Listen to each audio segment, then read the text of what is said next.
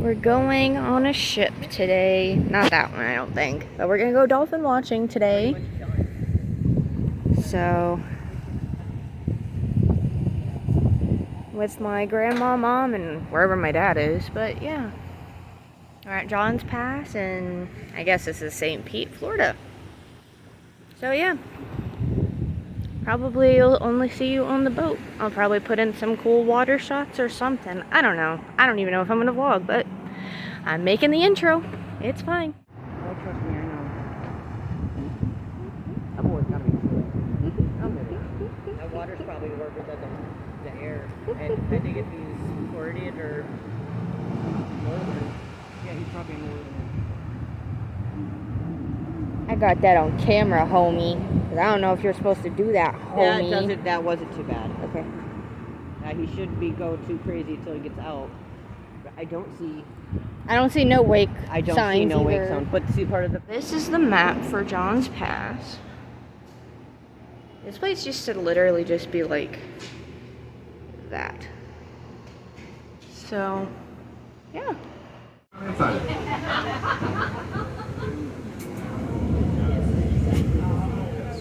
But when we came, there was just no, it's not. What? When we came last time, there was half everybody. Yeah. Yeah. But it was during this time of the year, wasn't it? Wasn't it winter when she came?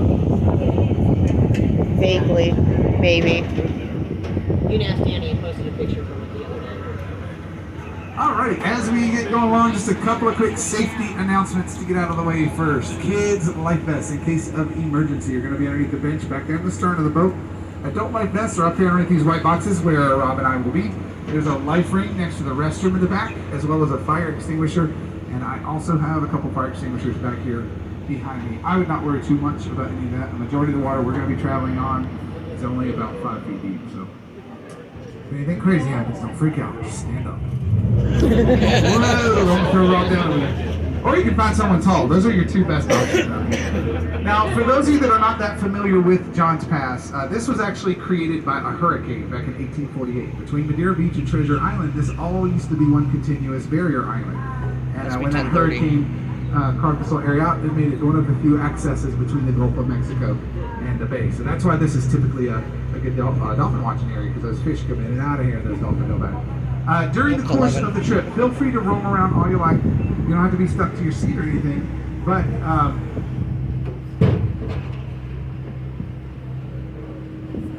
if we keep the phones and music and all that stuff off to the courtesy of everybody else around us, we certainly appreciate that. Feel free to roam around. Just no running, no standing. A few sandbars in front of each of these. When the weather's a little bit warmer than it is not uncommon for us to see 200 or 300 boats anchored up out here. People love throwing sandbar parties. They put up volleyball nets, tents, all that sort of stuff out here.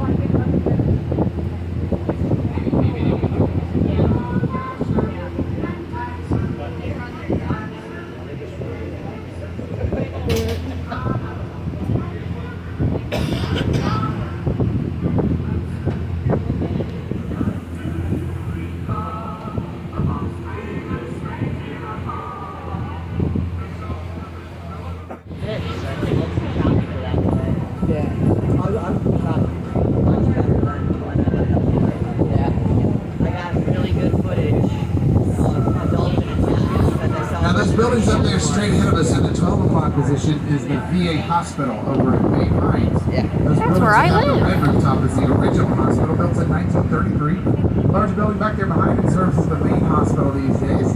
And it's about 30 years old or so. If you take a look at all that land that's in front of those buildings, it's further here to the right as you can see. This is all part of Lower Veterans Memorial Park. It's about 120 acres of nature trails,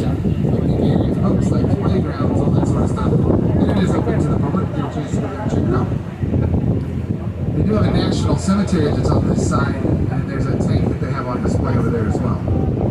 Yeah. I'm looking, trying to get.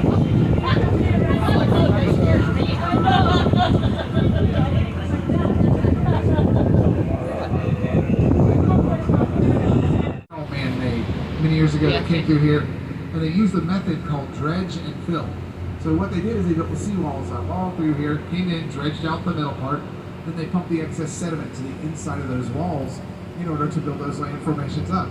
It actually took a few decades to settle before you could build anything out here. And people always want to know what the average price of these houses are in this area. It's kind of all over the place. If you look down the end of these canals, you'll see some of those single-story original homes.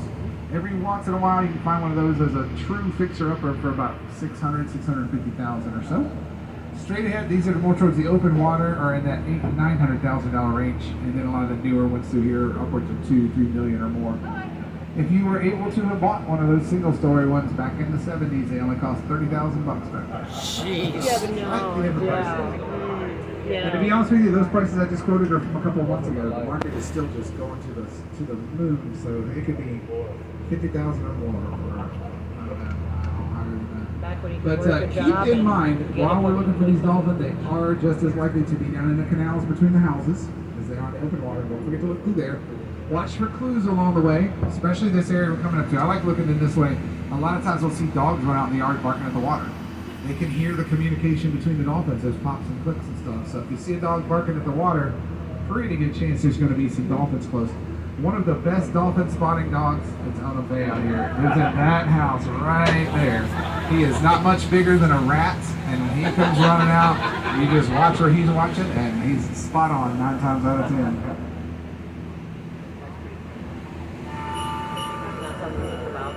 Should probably have a seat.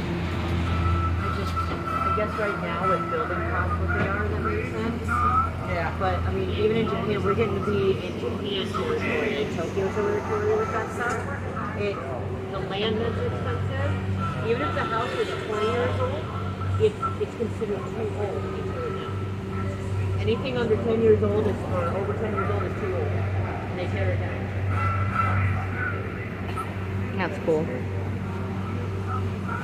There's derelict boats out here because they think they don't have to pay for them. Yeah. And then a nasty storm comes in, causes problems, and they sink. And they absolutely don't have the money to fix them after that. Look at that blue one there, there's no sail on it. That's what I'm saying. That's probably a number Yep. 2. Now is that green flag like a crab track or something? Yeah, those are crab Some of you traps. might recognize the bridge up here ahead of us. This is the Tom Stewart Causeway. It connects to the beach crossing that bridge.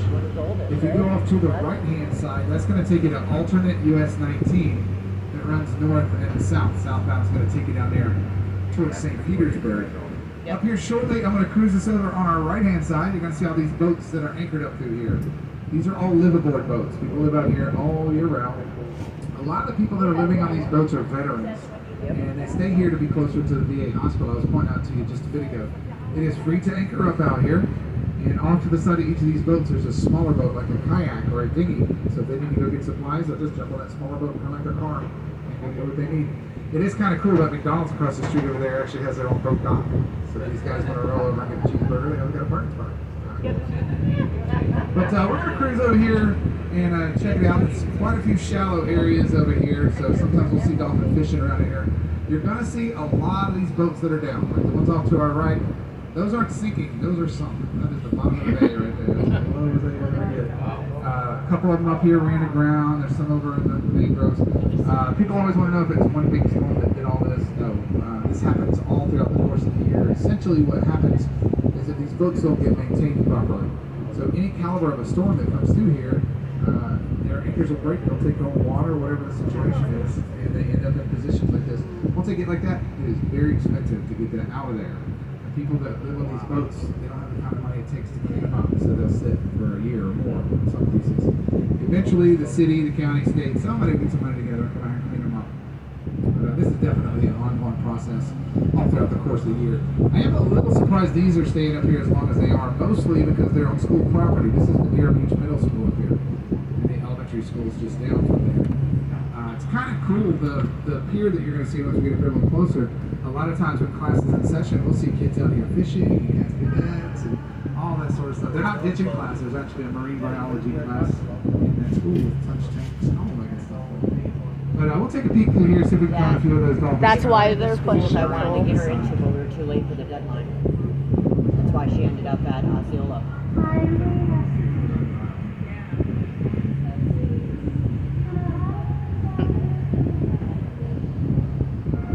That's what they get.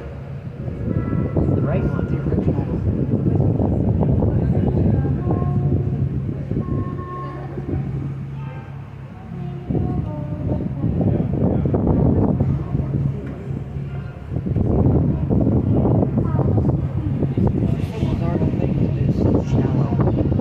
I'm guessing the one they did the big cleanup, they had grant help from like the EPA or something. Because they don't like this here anymore because they don't have the money to fix it right now. Yeah. See, that's kind of neat. That one might not be abandoned. It's not. I didn't say they were necessarily. It's just like you said, a lot of these guys stay here because there's a dock. That one dock we saw goes to the VA. So they can just dock there and go up and get their medical care that they need. And at Water Veterans, they got that kayak entrance right there. Yeah. So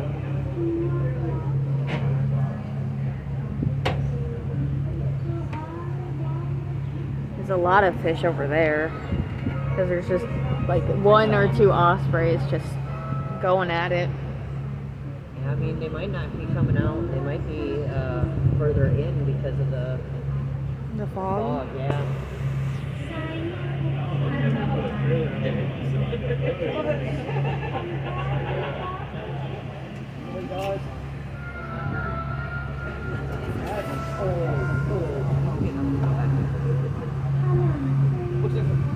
Like a jar. Took our trailer. Some of them they do that.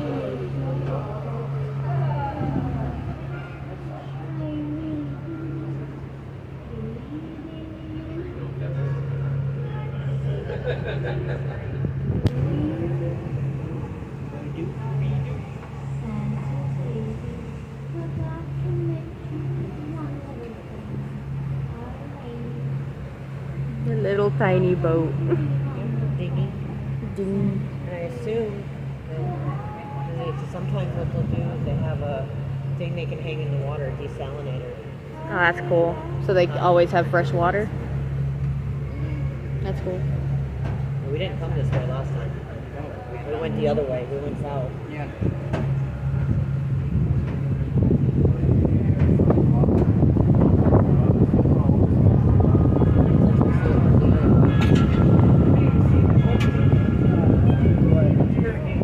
No, it's very hard to find. It's probably right up here though.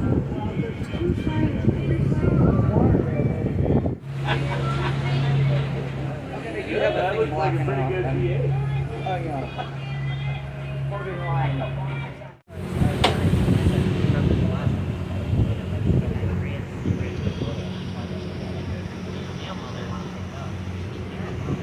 Especially the 2x4s. Oh, thank you. The Army Corps of Engineers came through here. They dredged this out in an effort to make a shipping channel during World War II. It wasn't completed until after the war was over, but once it was completed, it enabled boaters to go from where we are right now and travel all the way up to New Jersey without going into the Atlantic or Gulf side of Florida. You can do that by going through a series of rivers, lakes, and various channels along the way. It actually starts up in Turbot Springs, about 25 miles north of here. It travels south down through here, goes down and past Fort Myers. It's a little further south, that cuts across the state over to Stewart, Florida. It travels north from there. Now keep in mind, these dolphins are mammals. They do have to come up for a breath of air. And typically here in the bay, they're only under for about 30 seconds or less. But the less active they are, the longer they can stay under, which can turn into several minutes at a time. So fortunately, we don't have a lot of boat traffic out here today, so we can kind of skim along the horizon. Watch for little mists of water that come up. When they come up, they'll exhale before they grab another breath. So sometimes you can kind of see that on the horizon. It is a little bit ripply out here, but watch for swelling in the water. Sometimes you can see where their tails kick. Yeah, sometimes you can see that. But just keep your eyes open for them. We got a lot of water to cover here. They're being a little bit shy on this first part of the trip. But like I said, we got a lot of water to cover, so let's keep watching for them. Since it is man-made, it's not protected like our mangrove islands or American boat, jet ski. Some people camp out overnight. We are getting there in a couple of months, and we actually see people put bonfires on the beach side every once in a while. So it's kind of cool to check out.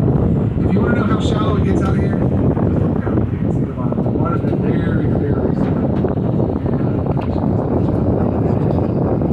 Yeah, a little. Yeah. Yeah, you can see. If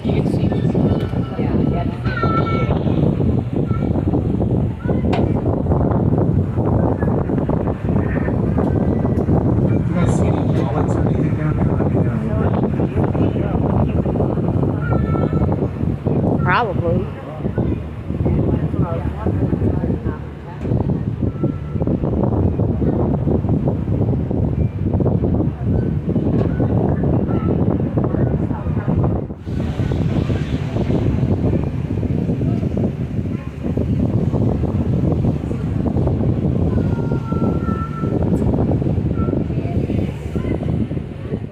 Earlier in the trip, like I said, we're in nesting season, so they're really building all these nests and stuff. And I typically can get you guys over there a little bit closer, but they put these buoys out here since it is nesting season to keep people away while they do their business. But all of these different types of birds that come out here and build their nests, they know it's safe over here because there's no predators like snakes, raccoons, anything like that.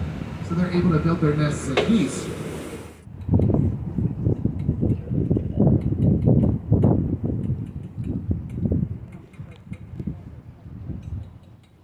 Oh, who's diving? Oh. So they're in here because there's food. Yeah. When they eat these fish, when they're in there fishing, they have to eat them head first. Otherwise, those gills will come out. Yeah, 11 o'clock over there. And they actually have to kick those fish around a little bit so they can eat them head first. Sometimes they'll actually kick them out in the air 6 or 8 feet. And there's several birds out here that have picked up on that, so they'll swoop down and steal them from them. Yeah, they're 11 o'clock. As soon as I heard the ospreys, I'm like, we're in the right spot. It's lunchtime, so. You can tell they're a hawk. Yeah.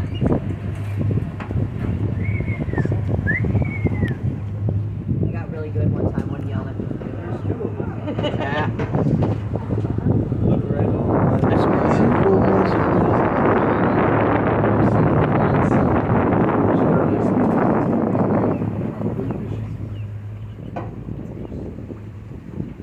There it is. These dolphins are definitely going to be around in water for sure.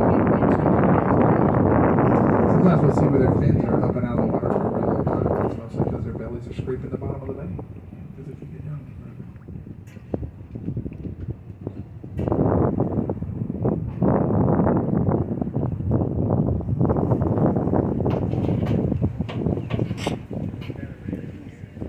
Well, I'll tell you what, they're continuing on to even more shallow water, so we're going to keep doing the same. I don't want to burn up too much time. I'd really like to get us on a pod that's a little closer and more active. The restaurants, the water temperature down here, although it does cool off, it still stays warm enough to keep a lot of bacteria. So you don't want to eat any of those. Most people just use them as bait. So I am going to cruise us back up here to the channel. We're going to head south and see if we can find a few more of those guys down that south side. Side trip or yeah, but they don't.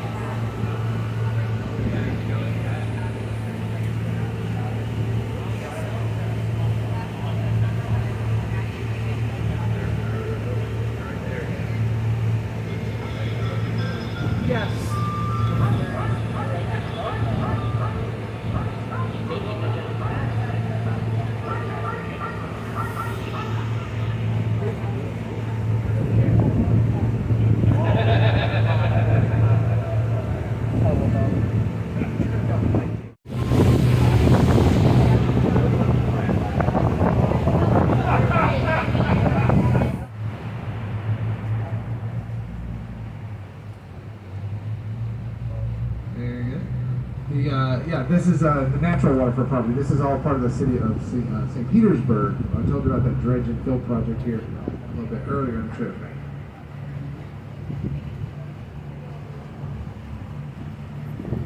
We might have a couple of dolphins up here.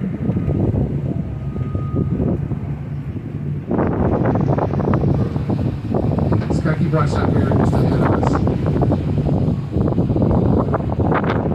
Oh, there's one right here between these two marker signs. None of them are tagged. They all have different markers. And they're marked their own marks. And that's how we tell them apart out here. Yeah, straight ahead. Now it looks like a younger one, so I actually would be surprised not to see. Yep, there we are. Yeah, so we got two of them right there. Yeah, this one's. Now they can nurse typically 3 years, 6 years. There's one out here that's been nursing for 9 years, and it's just lazy at this point. Yeah, just off to our right. There we go.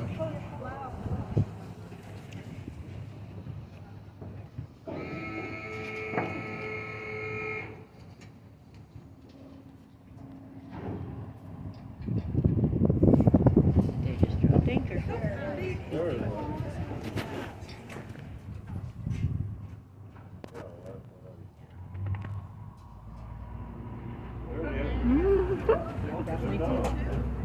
Yeah, and again, there's a lot of shallows through here, so they are always skimming.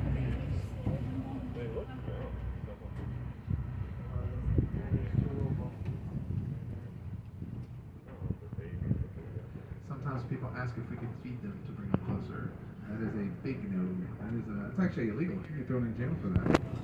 And there's a large fine involved. They are wild, but they learn behaviors very quickly.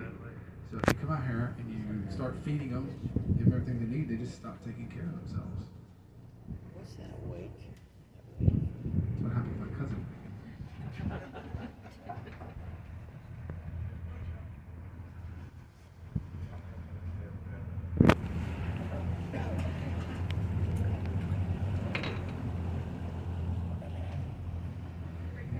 Just skimming all over on that left-hand side. I like that lane way up too. Mm-hmm. Video.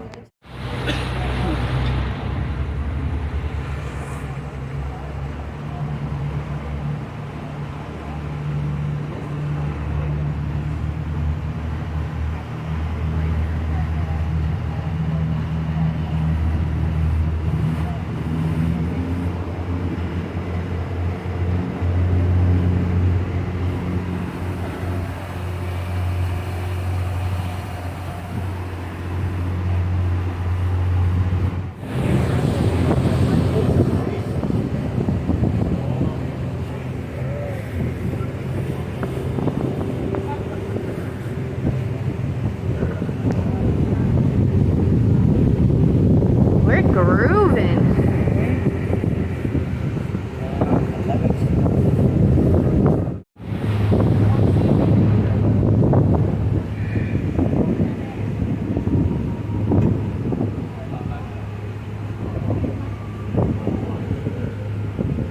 So we're getting to Treasure Island. On this left-hand side, once it makes landfall, it turns into Central Avenue, and that will take you all the way to downtown St. Petersburg.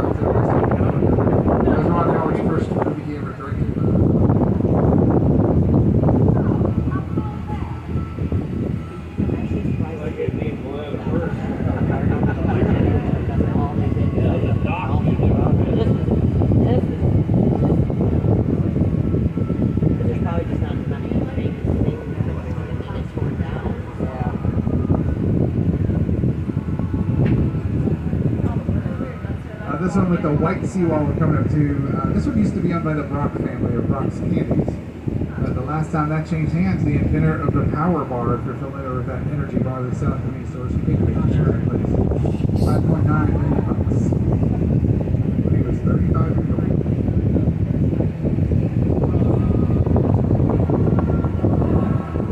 Ooh, we're coming up on Abercrombie, I think. Maybe. No? I don't know.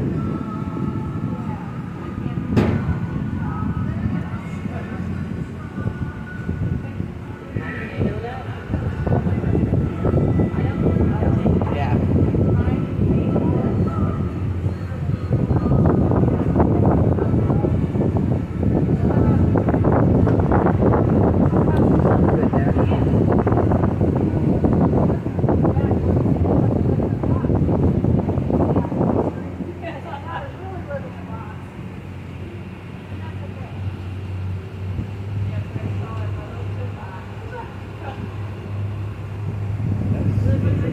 Yeah, I like this property.